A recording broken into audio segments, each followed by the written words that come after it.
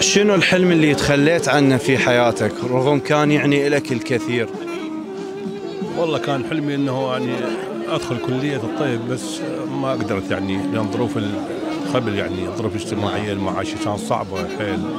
في 5 سنين نلعب طوبه، انا مهاجم يمنى يسرى، اوكي؟ يعني هسه انا تارك حاليا صار لي 3 سنوات، اوكي؟ يعني جيت لاعب واسي، اقعد من الصبح اروح العب عاي وشغل كل شيء.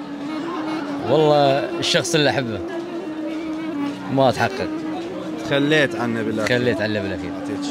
انه اشتغل باختصاصي الهندسه، بس من سافرت ما لقيت فرصه العمل فحولت على جزء الصيدله، بس بعد لي هسه انه الهندسه هو اللي اريد اشتغل فيه. انه ادرس هندسه معماري خارج العراق، بس الحمد لله هسه انا هندس كهرباء. صحيح.